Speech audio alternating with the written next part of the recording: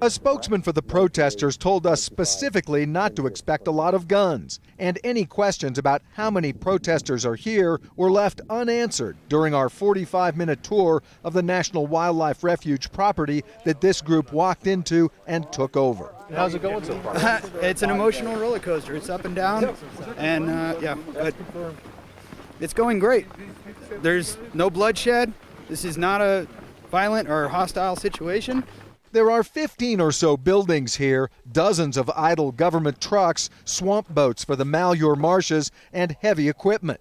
The spokesman told us this is one of the sleeping areas. We took video through a window of people prepping food, but were not allowed into this kitchen. We didn't visit every building, but were allowed to roam on our own and saw no signs of damage or vandalism.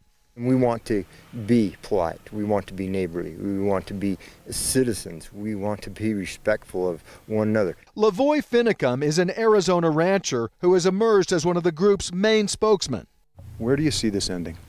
Oh, I believe it shall spread from here.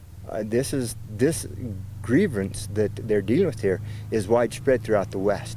This is not going away. We saw nobody carrying a weapon, but again, didn't see every room.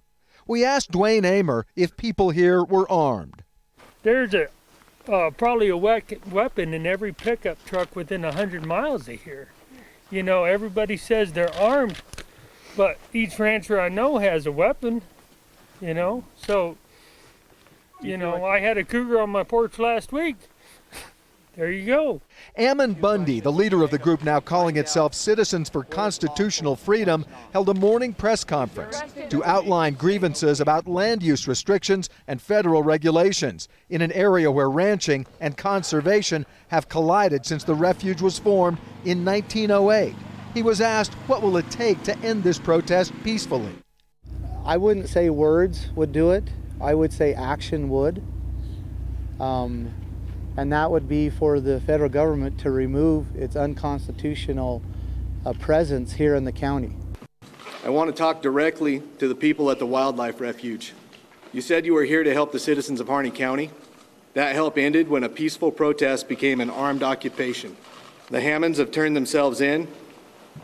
It's time for you to leave our community, go home to your families, and end this peacefully. So far, lots of talking, but no serious action as the protest that started Saturday continues. Alan Schaffler, Al Jazeera, near Burns, Oregon.